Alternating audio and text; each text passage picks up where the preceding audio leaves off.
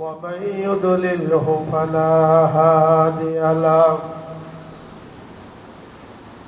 ونشهد أن لا إله إلا الله وحده لا شريك له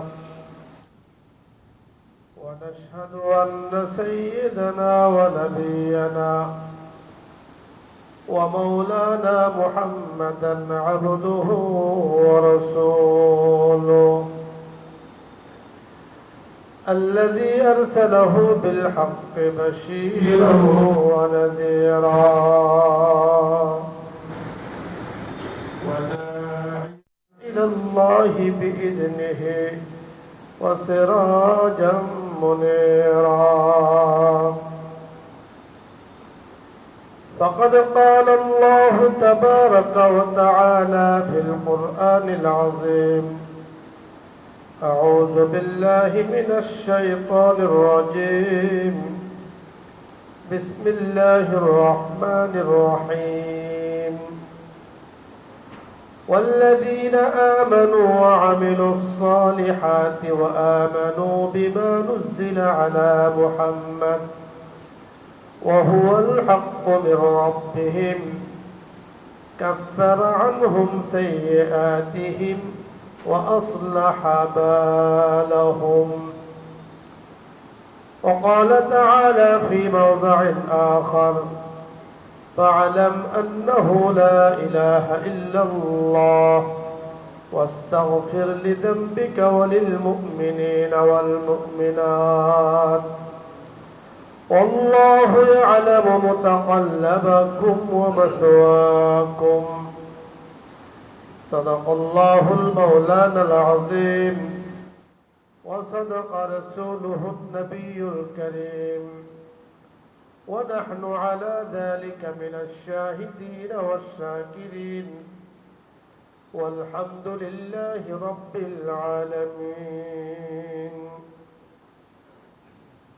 সকলে মুহাব্বতের সাথে দরুদ শরীফ পড়ে আল্লাহুম্মা صل على محمد وعلى آل محمد كما صليت على إبراهيم وعلى آل إبراهيم إنك حميد مجيد اللهم بارك على محمد وعلى آل محمد كما باركت على إبراهيم وعلى آل إبراهيم إنك حميد مجيد بلغ العلا بكماله كشف الدجى بجماله حسنت جميع خصاله صلوا عليه وآله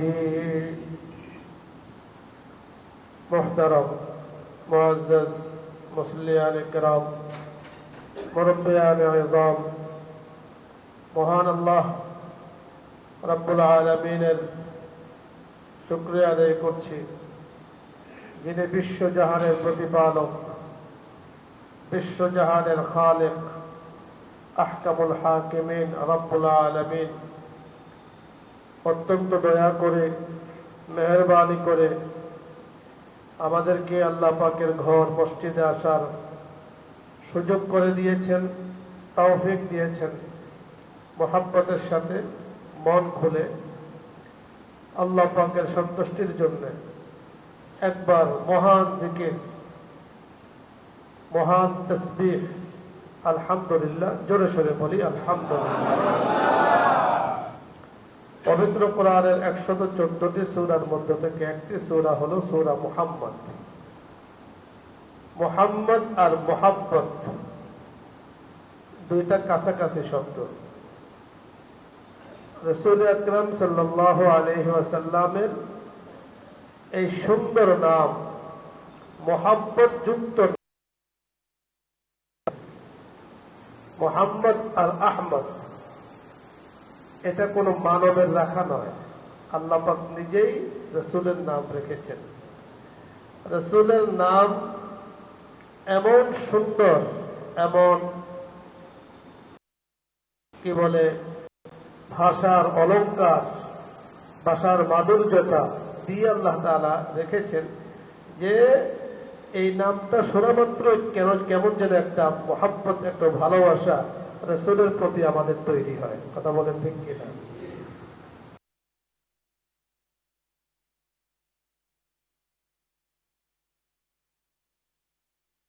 কোন ধরনের মুসলমানের কোন স্তরে আমি আছি, আমার কাছে কেমন লাগে রাসূলের নাম শুনলে, আল্লাহর নাম শুনলে আমার কাছে কেমন লাগে, কোরআনের তেলাওয়াত শুনলে আমার কাছে কেমন লাগে, দ্বীনি আলোচনা শুনলে আমার কাছে কেমন লাগে। এটা আপনারটা আপনি কিন্তু বের করতে পারবেন, আমারটা আমি বের করতে পারব। আল্লাহ তাআলা কোরআনে কারীমের মধ্যে বলেছেন, ওয়াইদা তুলিয়াত আলাইহিম আয়াতুহু যাদাতুহুম ঈমানা ওয়া আলা রাব্বিহিম ইয়াতাওয়াক্কালুন।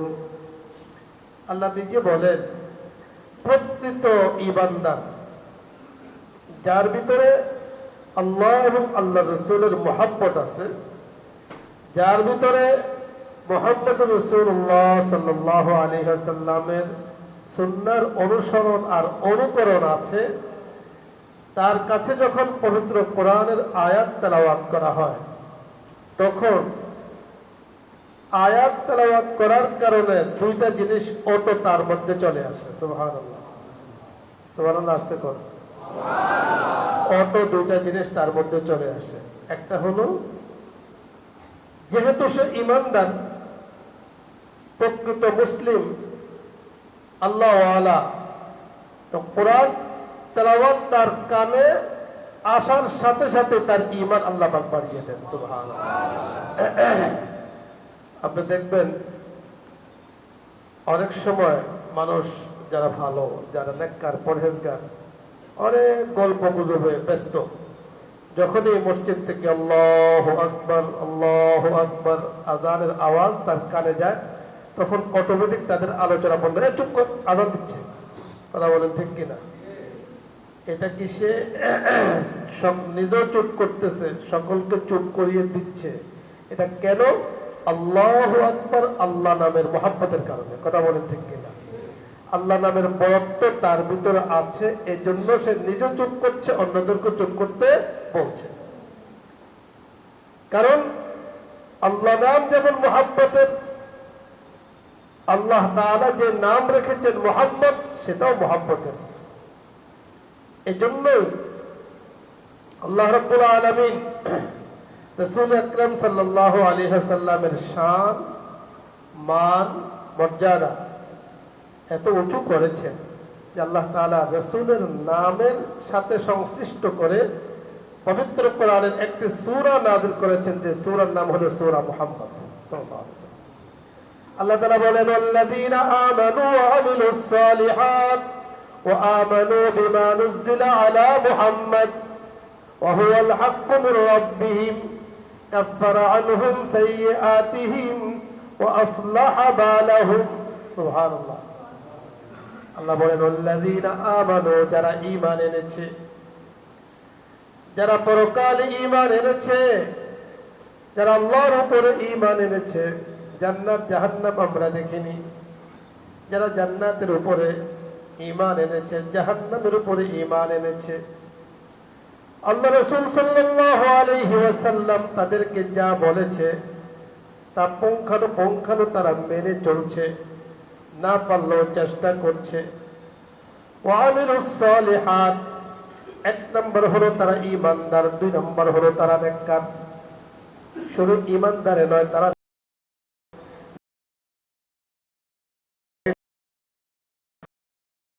সুন্নাহ অনুযায়ী চালায়, জীবনের প্রতিটা ক্ষেত্রে কোরআন সুন্নাহ অনুযায়ী চলার চেষ্টা করে। খেতে বসলে যেমন নবীজির সুন্নত আছে, রাষ্ট্র পরিচালনা করতে গেলেও নবীজির সুন্নত অনুযায়ী রাষ্ট্র পরিচালনা করে। কথা বলেন ঠিক কিনা? মসজিদে যখন সে আসে তখনও নবীজির সুন্নাহ অনুযায়ী সে চলে, রাস্তায় যখন যায় তখন ইসলামী তরিকা অনুযায়ী রাস্তা চলে, রাষ্ট্র যখন পরিচালনা করে ইসলামী তরিকায় রাষ্ট্র পরিচালনা করে। কথা বলে, আমাদের সমাজের কিছু কিছু মানুষের মন মানসিকতা এমন আছে, কি মন মানসিকতা? মুসলিম, কিন্তু তাদের ধারণা হলো ইসলাম শুধু মাদ্রাসা আর মসজিদের ভেতরে সাথে সংশ্লিষ্ট, বাহিরে আর ইসলাম নাই। মনে রাখবেন, এই ধরনের চিন্তা ফিকির কোন মুসলিমের হইতে পারে না। এই ধরনের চিন্তা ফিকির কোন খাঁটি মুসলমানের হতে পারে না। আল্লাহ এবং আল্লাহ রসুলকে মুহাম্মদ সাল্লাল্লাহু আলাইহি ওয়াসাল্লাম যা নিয়ে এসেছেন তার উপরে যারা বিশ্বাসী তারা কখনো এই ধরনের মন মানসিকতা পোষণ করতে পারে না। কারণ এই ধরনের মন মানসিকতা পোষণ তারাই করতে পারে যারা শয়তানের চেলা। কথা বলেন ঠিক কিনা? যারা নাস্তিকবাদ বা নাস্তিকতাকে যারা বিশ্বাস করে, যারা আস্তিক নয় নাস্তিক, এই ধরনের চিন্তা ফিকির যদি অন্তর থেকে করে যে মসজিদে গেলে আমি মুসলিম, আমি মাদ্রাসায় যখন যাবো তখন আমি মুসলিম, আর বাহিরে যখন যাবো তখন আমি মুসলিম না, মুসলমানের কালচার আমার মধ্যে থাকবে না, তাহলে আপনি বলেন দাড়ি এটা কি শুধু মসজিদে এসে রাখবেন না বাইরে রাখবেন না? কথা বলে বাইরে রাখবেন না? সত্য কথা কি মসজিদে এসে বলবেন না বাহিরে গেলে মিথ্যা কথা বলবো? সব জায়গায় সত্য কথা বলতে হবে। কথা বলেন আমি একজন খাঁটি মানুষ, এটা মসজিদে যেমন খাঁটি মানুষ, বাহিরে গেলেও তো আমি খাঁটি মানুষ। কথা বলেন ঠিক কিনা?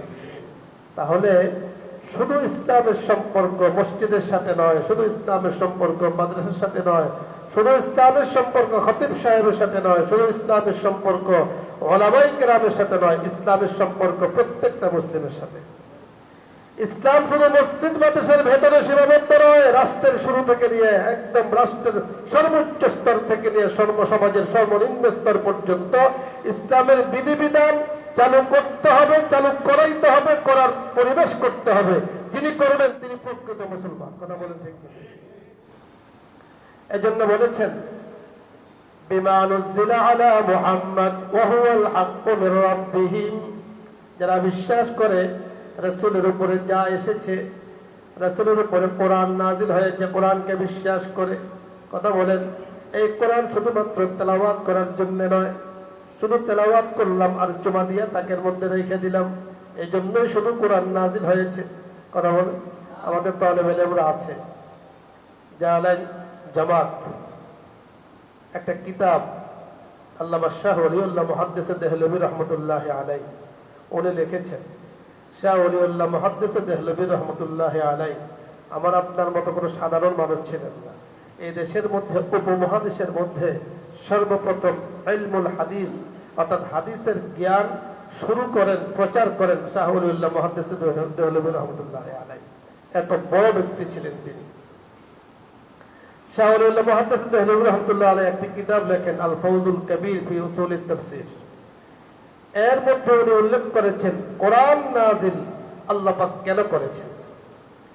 কোরআন নাজিল শুধুমাত্র তেলাওয়াতের জন্য না, কারি সাহেবরা তেলাওয়াত করবে, আমি শুনলাম বললাম আল্লাহু আকবার মাশাআল্লাহ, আর কোনো কাজ করলাম না, এর জন্য কোরআন নাজিল হয়নি। বরং কোরআন নাজিল হয়েছে আল্লাহর জমিনে সত্য দ্বীনকে প্রতিষ্ঠিত করা, বাতিল শক্তিকে আল্লাহর জমিন থেকে দূর করে দেওয়া, এর জন্য কোরআন নাজিল হয়েছে। কথা বলেন ঠিক কিনা? আল্লাহর জমিনে কি করতে হবে? এই জমিন কার? আমি আপনি কার? তো বিধান চলবে কার? কথা বলেন নাকি কোনো মানুষের? কোন মানুষের বিধান চলতে পারে না। মানব রচিত বিধান ধ্বংসের দিকে নিয়ে যায়, আল্লাহ রচিত বিধান সফলতার দিকে নিয়ে যায়। এজন্য বলা হয়েছে ওয়া হুয়াল হাক্কু মির রাব্বিহিম, আল্লাহ পাক রাসূলের উপরে যা নাযিল করেছেন তা সত্য। আল্লাহ নিজে বলতেছেন হক, বড় হক। তুমি কে? তুমি কোন সৈয়দ আলী যে কোরআনের বিধানকে তুমি বলবে অসত্য? কোরআনের বিধানকে যারা বলবে অসত্য, কোরআনের বিধানকে যারা পৃষ্ঠ প্রদর্শন করবে তাদেরকে আমরাও পৃষ্ঠ প্রদর্শন করলাম। কথা বলেন ঠিক কি? এই কোরআনের বিধানকে প্রতিষ্ঠিত করার জন্য সর্বপ্রথম কি প্রয়োজন? নিজে তৈরি হওয়া প্রয়োজন। আমি তৈরি আমরা বলি না, তুমি ঠিক তো জগৎ ঠিক। আমাদের একটা প্রবাদ বাক্য আছে, আমি ঠিক তো কি জগৎ ঠিক। বাস্তবিক তাই। মানুষ যে যেমন অন্যকে দেখে তেমন। আপনি আমি যদি ভালো হই তো সকলকে ভালো দেখব, আপনি আমি যদি অর্ধেক ভালো হই তো সকলকে অর্ধেক ভালো দেখব। আপনি আমি যদি খারাপ হই, সকলকে খারাপে দেখি, দেখবেন সকলখোর যারা গীবত শেখায়তে যারা লিপ্ত, এরা মনে করে কি, সে নিজে যখন কানে ফুসফুস করে অন্যের খান সারাক্ষণ অন্যেরটা নিয়ে থাকে, তো মনে করে কি অন্য তারটা নিয়ে থাকে, সে মনে করে সকলকে মনে হয় যে আমার সমালোচনা করতেছে। স্বাভাবিক, চশমা পরে যেমন দেখেও তেমন, আয়না যেমন দেখেও তেমন। আয়নাটা যদি সাদা হয় সকলকে সাদা দেখে, আয়নাটা যদি কালো হয় সকলকে কালো দেখে, আয়না যদি হলুদ হয় সকলকে হলুদ দেখে, সব কিছু সে রঙিন দেখতে থাকে। কথা বলেন, মানুষ যে যেমন অন্যকে ভাবতেছে তেমন। এই জন্য আল্লাহ বলেছেন আমিলুস সালিহাত, তুমি নেককার পরহেজগার মুত্তাকি হও, তো সকল মানুষকে তোমার কাছে এমনই মনে হবে। সুবহানাল্লাহ। আল্লাহ রাসূল বলেছেন প্রত্যেকটা মানুষ সম্পর্কে ভালো ধারণা করা এটা প্রত্যেকটা মানুষের জন্য উচিত। সে কি করছে না করছে এ দায়িত্ব আমার নয়, গোয়েন্দাগিরির দায়িত্ব আমার নয়, আমি তার সম্পর্কে ভালো ধারণা করি। আল্লাহর কাছে বলি আল্লাহ হেদায়েতের ফায়সালা করে দেন, আল্লাহ হেদায়েত দিয়ে দিবেন। এজন্য এই সত্যের উপরে থাকার জন্য আল্লাহ পাক একটা মূলনীতি আমাদেরকে দিয়ে দিয়েছেন। কি আমরা বলি, আল্লাহ তাআলা সূরা মুহাম্মদের 19 নম্বর আয়াতে আল্লাহ তাআলা বলেন ফা'লাম ইয়া আইয়ুহাল মুসলিম, হে মুসলমান জেনে রাখো, শোনো, ইসমা। আল্লাহ পাক বলতেছেন ফা'লাম, মাদ্রাসার তালেবেরা বলতে পারো এটা হলো আমরের সিগা, অর্থাৎ আদেশ সূচক। আমার আপনাকে হুকুম করতেছেন আল্লাহ তাআলা, হে মুসলমানরা শুনে রাখো কান দিয়ে, ফাসমা ইসমা ওয়ানসিত, মনোযোগ দিয়ে শোনো। কি? আন্নাহু লা ইলাহা ইল্লাল্লাহ, আল্লাহ নিজে বলতেছেন আন্নাহু লা ইলাহা ইল্লাল্লাহ, আল্লাহর এই জমিনে, জমিনের নিচে, জমিনের উপরে, সর্ব জায়গাতে একমাত্র খালিক, একমাত্র মালিক, একমাত্র ইলাহ আল্লাহ রাব্বুল আলামিন।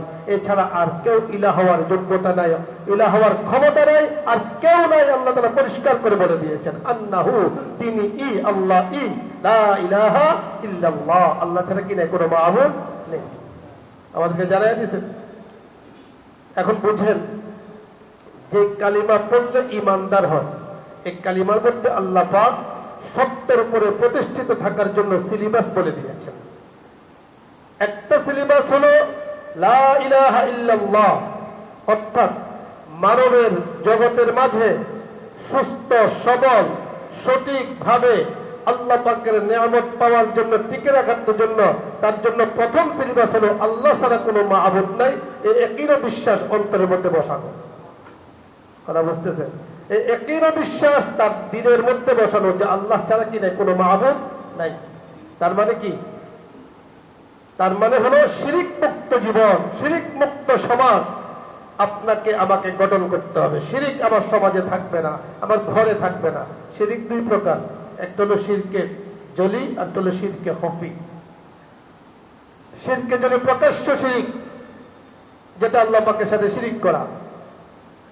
এই কপাল আল্লাহ ছাড়া কোনো মাখলুকের নামে, মাখলুকের জন্য কপালকে ঝোঁকানো, সেজদা করা, এগুলো প্রকাশ্য শিরিক। এবং বলা হচ্ছে ইন্না শিরকা লাযুলমুন আযীম, আল্লাহ বলেন শিরিক হলো সবচাইতে বড় গুনাহ, সবচাইতে মহাপাপ শিরিক।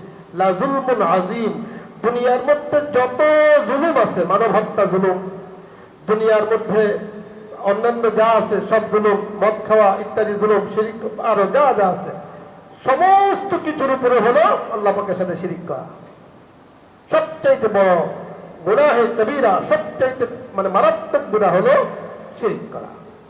এখন আমরা অনেক সময় শিরিকে লিপ্ত হয়ে যাই, নিজের একটা রূপ এইটা, এটাকে বলা হয় শিরিক। ইন্না শিরকা লাযুলমুন আযীম, আল্লাহ ছাড়া আমি আর কাউকে ভয় পাই না, আল্লাহ ছাড়া আর কাউকে রব হিসাবে আমি মানি না। আমি প্রতিদিন এই ঘোষণা দিচ্ছি। আমার আপনার সৃষ্টির মাকসাদই হলো একমাত্র আল্লাহর উপরে বিশ্বাস স্থাপন করে দুনিয়াতে টিকে থাকা, পরকালে কালিমার উপরে বিশ্বাস করে পরকালে যাওয়া। এই জন্য তো আল্লাহ তাআলা বলে দিয়েছেন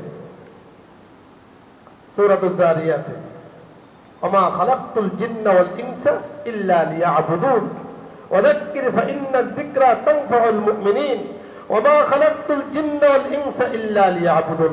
প্রত্যেকটা মানুষের সৃষ্টির মাকসাদ, জিনের সৃষ্টির মাকসাদ হলো আল্লাহ পাকের ইবাদত করবে। ঈমান ছাড়া ইবাদত করলে কোনো কাজ হবে কি ভাই? ইমান ছাড়া ইবাদত করলে কোনো কাজ হবে? গাছ লাগান নাই, পানি ঢালছেন, গাছের ফল আসবে? হ্যাঁ, আপনি এখানে রাস্তার মধ্যে পানি ঢালতেছেন, একজনের জিজ্ঞাসা করলো কি করো? পানি ঢালি। কোথায়? গাছের গোড়া। গাছ কই? গাছ তো নাকি তা পাগল, থাপ্পড় দিয়ে দাঁত 32 জায়গায় 33টা ফেলাই দিবে ওরা। গাছ নেই, পানি ঢালস কই? কথা বলেন ঠিক কিনা? ঠিক কোনরূপ ভাবে ইমান ছাড়া যত ইবাদত এগুলো আল্লাহ পাকের কাছে গ্রহণযোগ্য না। ইমান হলো সর্বপ্রথম সত্য। এর জন্য বলা হয়েছে তোমার সৃষ্টির মাকসাদে হলো তুমি ইমানদার হবে, তোমার বেঁচে থাকার মাকসাদে হলো তুমি ইমানদার হবে। তুমি আল্লাহ পাকের নিয়ামতকে ভোগ করতেছ এই কারণে যে তুমি কি হবে? ইমানদার হবে। ইমানদারদের জন্য আল্লাহ পাকের নিয়ামত, সমস্ত কিছু আল্লাহ পাকের জন্য। এজন্য জেনে রাখো লা ইলাহা ইল্লাল্লাহ, আল্লাহর উপরে কি রাখো? ঈমান রাখো। এবং কালিমার অপর অংশ মুহাম্মদুর রাসূলুল্লাহ সাল্লাল্লাহু আলাইহি ওয়াসাল্লাম, অপর যে অংশ এটা হলো আদর্শ। কালিমার অপর অংশটা কি? আদর্শ। অর্থাৎ আমি ঈমান আনবো কোন তরিকায়? ঈমান আনবো কোন পদ্ধতিতে? খ্রিস্টানদের পদ্ধতিতে যদি আমি আল্লাহর উপর ঈমান আনি তো ঈমানদার নয়। নাসারাদের পদ্ধতিতে আমি ঈমান আনি, ইহুদিদের পদ্ধতিতে ঈমান আনি, পত্তলিকদের পদ্ধতিতে, এদের নাম ঈমানদার নয়। ঈমান আনতে হবে মুহাম্মদ রাসূলুল্লাহ সাল্লাল্লাহু আলাইহি সাল্লামের আদর্শ, উনি যেভাবে বলেছেন ওইভাবে। কথা বলেন। এই জন্য তো রাসূল আকরাম সাল্লাল্লাহু আলাইহি সাল্লাম আসার আগে ধর্মের অভাব ছিল না, বহু ধর্ম ছিল। কিন্তু রাসূল সাল্লাল্লাহু আলাইহি সাল্লাম আসার পরে একমাত্র ইসলাম ধর্ম আল্লাহ তাআলার কাছে মনোনীত, অন্য কোনো ধর্ম মনোনীত নয়। আল্লাহ তাআলা ঘোষণা দিয়ে দিয়েছেন, আল ইয়াউমা আকমালতু লাকুম দীনাকুম ওয়া আতমামতু আলাইকুম নি'মাতি ওয়া রাদিতু লাকুমুল ইসলাম দীনা। যারা ইসলামের উপরে থাকবে, ইসলামকে ধর্ম হিসাবে মানবে, দ্বীন হিসাবে মানবে, তারাই হলো উম্মতে নাজি, মুক্তিপ্রাপ্ত। তাহলে বুঝেন, কালিমা, যে কালিমার উপরে ভিত্তি আবার আপনার মুসলমানিত্বের, এই কালিমার প্রথমটা হলো মাকসাদ। আল্লাহ পাক আমাকে আপনাকে সৃষ্টি করেছেন কেন তা বুঝা, এবং এই মাকসাদের উপরে প্রতিষ্ঠিত থাকা হলো আদর্শ যে মুহাম্মদ রাসূলুল্লাহ সাল্লাল্লাহু আলাইহি সাল্লাম। রাসূলের আদর্শে ইসলামের উপরে টিকে থাকতে হবে। এ হলো রবিউল আউয়াল মাস। প্রতি বছর আসে, চলে যায়, চলে গিয়েছে, চলে যাবে। রবিউল সানি চলছে। আমি আপনি কি পাইলাম? কালিমার উপরে থাকবো মুহাম্মদ রাসূলুল্লাহ সাল্লাল্লাহু আলাইহি সাল্লামের আদর্শে। আমি প্রায় বলি, কিছুক্ষণের পরে আমরা 2 রাকাত জুমার নামাজ পড়ব। এই জুমার নামাজ যদি আপনি নিজের আদর্শে পড়েন, অথবা বানানো কোনো আদর্শে পড়েন, অথবা পাশ্চাত্যের কোনো কালচার কোনো আদর্শে পড়েন, তো এই জুমার নামাজ আদায় হবে না। এটা পড়তে হবে রাসূলের শিখানো তরিকায়। রাসূল বলেছেন তুমি জুমার নামাজ 2 রাকাত ফরজ, 2 রাকাত পড়ো। 2 রাকাত পড়লে যোহর পড়া লাগবে না। তাহলে 2 রাকাত পড়লে যোহরের কায়ে মুকাম হয়ে যাবে, সালাহ বিশুদ্ধ হয়ে যাবে, যোহর আর পড়া লাগবে না। এখন আপনি বলেন যে প্রতিদিন পড়ি 4 রাকাত, আজকে কেন 2 রাকাত? আজকে 4 রাকাত পড়বো, নামাজ হবে? নামাজ হবে না। এখান থেকে আরেকটা বুঝেন, দ্বীনের উপরে টিকে থাকতে হবে, রাষ্ট্র পরিচালনা করতে হবে, সমাজ পরিচালনা করতে হবে, গৃহ পরিচালনা করতে হবে, সকল কিছু করতে হবে রাসূলের আদর্শে।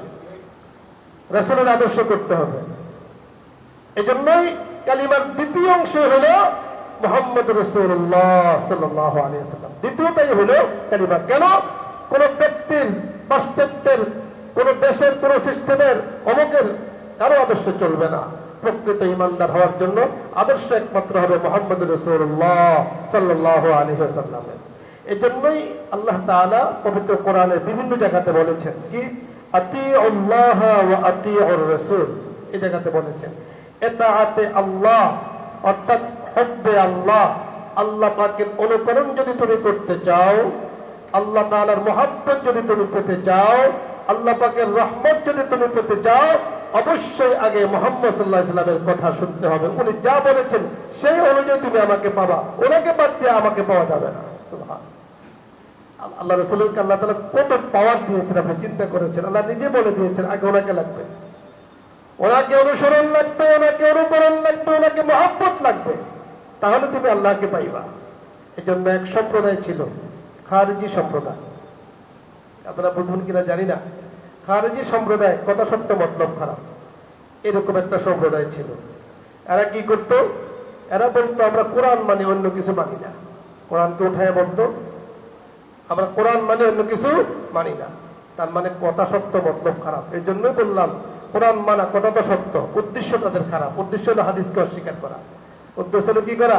হাদিসকে অস্বীকার করা, রাসূলের আদর্শকে অস্বীকার করা, রাসূলের সুন্নাহকে অস্বীকার করা। এর জন্য বললাম কথা সত্য মতলব খারাপ। কথা তো ঠিক, কোরআন মানি, আমরাও তো কোরআন মানি।